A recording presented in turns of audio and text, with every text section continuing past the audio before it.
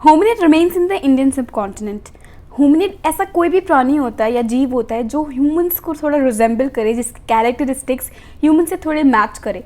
In short हम ये कह सकते हैं कि ह्यूमंस और इनका शायद कोई एक पॉइंट पे एक कॉमन एंसेस्टर रहा हो, जैसे एप्स, ओरंगुटैन्स, ये चिंपैंजीज, इन सब को हम होमिनिड बोलते हैं। इनके फॉसिल्स मिलना यही इनके रिमेन्स है। और क्वेश्चन ये है कि क्या होमिनिड रिमेन्स इंडियन सबकॉन्टिनेंट यानी भारतीय महाद्वीप में मिले हैं?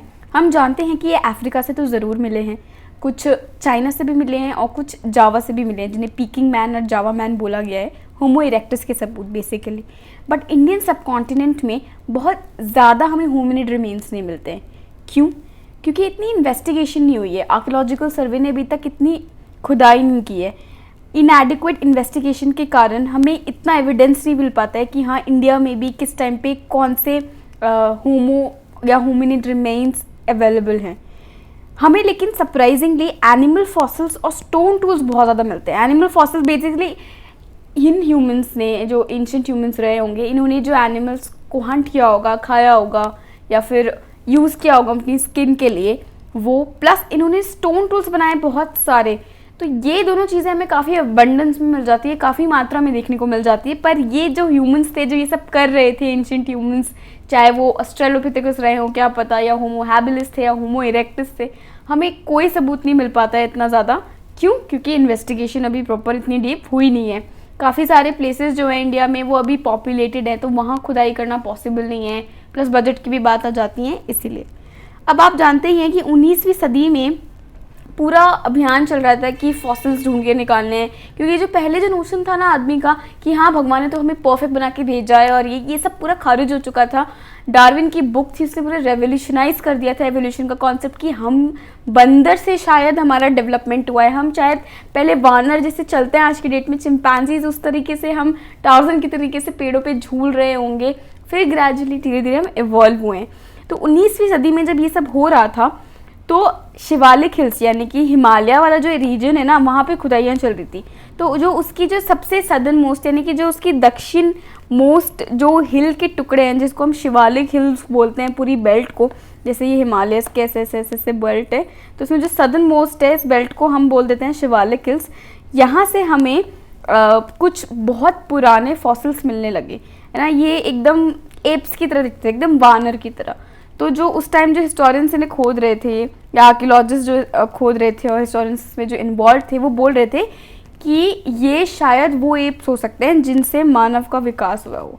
और ये एप की डेटिंग की है तो ये एप करीब करीब 100 से 150 लाख पुराने फॉसिल्स हैं। तो मतलब शायद ये 100 से 150 लाख पुराने जो ये बंदर टाइप्स के हैं जीव, इनसे शायद मनुष्य की उत्पत्ति हो सकती है। ये इनका ऐसे हाइपोथेसिस था, ये कुछ प्रूवन इसका कोई फैक्ट नहीं था। तो इन्होंने इसको बहुत ड्रामेटिक नाम दिए, हमारे जैसे रिलीजन में हमारे भगवान के नाम है जो इम्पोर्टेंट, मोस्ट इम्पोर्टेंट, उनके नाम दिए। इन्हें रामापिथिकस बोला गया, शिवापिथिकस, ब्रह्मपिथिकस। लेकिन बाद में जब और स्टडीज़ हुई और खुदाइयाँ हुई, उसके साथ ये जो इनका पूरा नोशन था कि हाँ ये जो वानर रहे होंगे, ये जो एप्स रहे होंगे, इनसे ह्यूमंस डिसेंड हुए हैं, इसको खारिज कर दिया गया कि भाई इसके कोई पक्के सबूत नहीं है, तो तुम इस तरीके से यू कैन नॉट से दिस, ठीक है। इसके अलावा इस पैराग्राफ में अभी मिडिल पेलियोलिथिक और एशुलियन टूल्स की बात की है।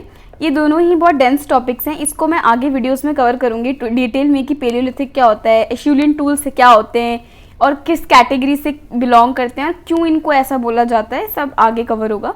अभी फ़िलहाल बात कर लेते हैं रेडियो कार्बन डेटिंग की।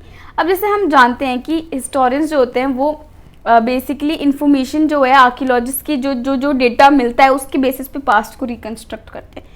तो आर्कियोलॉजिस्ट कौन से मेथड यूज़ करते हैं और साइंटिस्ट कौन से मेथड यूज़ करते हैं ये जानने के लिए कि अगर उनको जैसे कोई हड्डी मिली है तो ये हड्डी कितनी पुरानी है, ये उन्हें कैसे पता चलेगा। उस हड्डी में थोड़ी लिख रहा है कि वह 5000 साल पुरानी हड्डी है, तो कैसे पता चलता है। तो इस पद्धति का नाम होता है रेडियो कार्बन डेटिंग।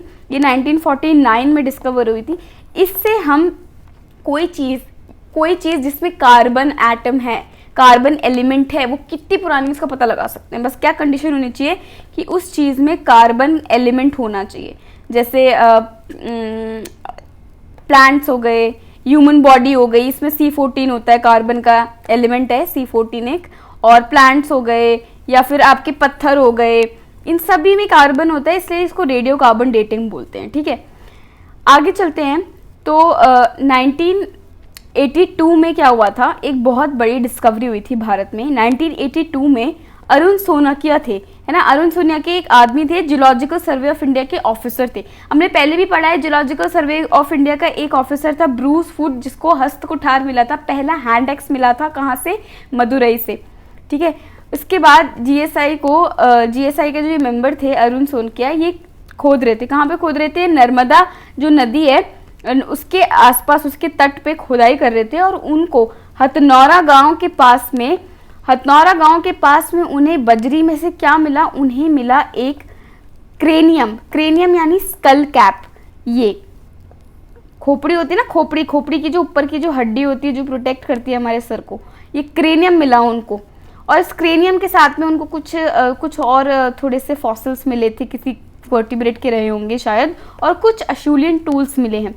अब इसकी जब इन्होंने स्टडी करवाई तो पता चला हाँ कि लगभग 30 साल की महिला के हैं, और इसको अरुण सोनकिया ने होमो इरेक्टस की उपाधि दी। अब इफ़ यू रिमेंबर, अगर हम याद करें तो होमो इरेक्टस कौन थे, जो होमो इरेक्टस थे वो 17 लाख साल पहले इवॉल्व हुए हैं, और ये पहली ऐसी स्पीशीज थी जो अफ्रीका से बाहर निकल के पूरी दुनिया को इधर उधर कॉलोनाइज कर रही थी। पूरी दुनिया में जब ह्यूमंस फैलने लगे थे तो वो इसी स्पीशीज के थे, और होमो इरेक्टस ही वो स्पीशीज थे जिसके रिमेन्स हमको कहाँ से, चाइना और जावा से भी मिले। तो होमो इरेक्टस इसे बोला गया, वो बोला एडवांस क्यों, क्योंकि उसका जो क्रेनियल कैपेसिटी है, यानी कि उसके जो माथे की जो ब्रेन है उसमें वो 1115 से लेके 1421 सीसी का है। तो अब होमो इरेक्टस जो थे एकदम जो 17 लाख साल पहले वाले हैं, उनकी कैपेसिटी तो कम है। तो ये कह रहे हैं हाँ ये होमो इरेक्टस ही है, लेकिन इसकी थोड़ी रेंज एडवांस है। ठीक है, अब आजकल वाले तो 1450 वाले सीसी होते हैं, लेकिन कुछ लोग बोल रहे हैं ये इतनी क्रेनियल कैपेसिटी देख के कि भाई ये होमो इरेक्टस नहीं है, ये जो आज जो होमो सेपियंस है ना, उन्हीं का कोई बहुत पुराना रूप होगा, पर इसे होमो इरेक्टस मत बोलो, क्योंकि होमो इरेक्टस बोलना मतलब इसको बहुत पीछे ले जाना। अब हिस्टोरियंस में जंग छिड़ी हुई है, कुछ बोलते हैं होमो इरेक्टस, कुछ बोलते हैं नहीं ये बहुत पुराना होमो सेपियन है। ओके, 1982 में तो इनको ये मिल गया। फिर 1982 में जब इनको मिल गया ना, तो जो एंथ्रोपोलॉजिकल सर्वे ऑफ इंडिया था उसको लगा कि भाई यार ये एक जियोलॉजिकल सर्वे ऑफ इंडिया वाले बंदे ने जाके ना हड्डियाँ ढूंढ ली, तो हमें भी कुछ करना चाहिए। एंथ्रोपोलॉजी का मतलब क्या होता है, मानव शास्त्र, कि मतलब मानव है उसकी उत्पत्ति कैसी हुई है, उस तो वो पूरा फॉसिल को पढ़ते हैं। ये जो आज जो संबंध दिख रहे हैं मानव के सोसाइटी में, वो कैसे, ये सब कुछ एक क्यों है, मानव से रिलेटेड जो पूरा एस्पेक्ट है ना, उसकी जो पढ़ाई करते हैं वो एंथ्रोपोलॉजी कहलाती है। और सर्वे मतलब तुम जगह जगह घूम के जब इन्फॉर्मेशन कलेक्ट करते हो वो बेसिकली सर्वे हो जाता है। तो एंथ्रोपोलॉजिकल सर्वे ऑफ इंडिया था, उसने ऑर्डर किया कि हम सर्वे करेंगे। नर्मदा में मिले ना खोपड़ी तो ठीक है, तो हम नर्मदा में ढूंढेंगे, अगर एक खोपड़ी मिली है तो हो सकता है वहाँ में और मिले। तो उन्होंने 1983 और 92 के बीच में पूरा नर्मदा वैली को खोद डाला, जगह जगह खुदाइयाँ की, और उन्हें काफ़ी सारे पेलियोलिथिक टूल्स मिले। पेलियोलिथिक टूल्स क्या होते हैं वो आगे पढ़ेंगे, बस ये समझ लिया उन्हें काफ़ी सारे औजार मिले जो बहुत एंशिएंट ह्यूमंस ने बनाए हैं, और एनिमल्स की हड्डी मिली, लेकिन सैडली ज़्यादा ह्यूमंस की नहीं मिली। क्यों, वही डीप इन्वेस्टिगेशन करनी पड़ती है, क्योंकि ह्यूमंस की हड्डी मिलना थोड़ा सा डिफिकल्ट हो जाता है। और इंडिया का एनवायरनमेंट ऐसा मॉइस्ट और इतना ऐसा रहा है कि इरोजन बहुत जल्दी होता है, डीके बहुत जल्दी होता है। जैसे इजिप्ट वगैरह, अफ्रीका वगैरह में फिर भी फॉसिल्स का मिलना ज़्यादा इजी है, ठीक है, ड्यू टू सर्टन वहाँ की एनवायरनमेंट कंडीशन, पर इंडिया में मिलना थोड़ा मुश्किल हो जाता है। AR सांखम है, इन्होंने एक बहुत बड़ी डिस्कवरी की थी। इन्होंने एक कॉलर बोन, यानी कि जो हम ब्यूटी बोन बोलते हैं ना, ये इधर हमारे गले के आसपास जो हड्डी होती है इसको ब्यूटी बोन बोलते हैं, होमिनिड क्लैविकल, इनको ये मिला था, और उसी जगह के आसपास मिला था जहाँ पे अरुण सोनकिया को पहले वो खोपड़ी मिली थी। ठीक है, और इसके साथ साथ उन्हें मिडिल पेलियोलिथिक टूल्स भी मिले हैं। अगेन मिडिल पेलियोलिथिक क्या है, दैट विल डिस्कस लेटर। इसके अलावा इनका ये कहना था सांख्यम का कि ये हथनौरा से मुझे ये हड्डी मिली है ना, ये शायद उसी औरत की है जिसका हमें कपाल मिला है। ठीक है, पर अभी ये प्रूव नहीं हो सकता है। ये तो हो गई नर्मदा वैली की बात। अब इसके अलावा भी हमें एविडेंस मिला है कि हाँ इंडिया में होमिनिड रहते थे, होमिनिड्स थे, इन्होंने ही ये स्टोन टूल्स बनाए हैं, इन्होंने ही एनिमल्स खाए हैं। तो 2001 में P राजेंद्रन करके एक हिस्ट्री टीचर हैं केरला यूनिवर्सिटी के, उनको एक बेबी का स्कल मिला। ठीक है, एक छोटे से बच्चे का, उनको जैसे ये अरुण सोनकिया को हथनौरा में इतना बड़ा औरत का स्कल मिला था, इनको एक छोटे बच्चे का स्कल मिला इन तमिलनाडु। ओडाई वाले एरिया में तमिलनाडु में उनको ये जगह मिला, ठीक है। तो इससे हमारे पास कौन कौन सी 2 इंपॉर्टेंट साइट आ जाती है, एक तो हथनौरा आ जाती है और एक ओडाई हो जाती है, जहाँ से हमें इंपॉर्टेंट होमिनिड रिमेन्स मिले हैं भारतीय उपमहाद्वीप में। देखिए कितने कम है, सिर्फ 2।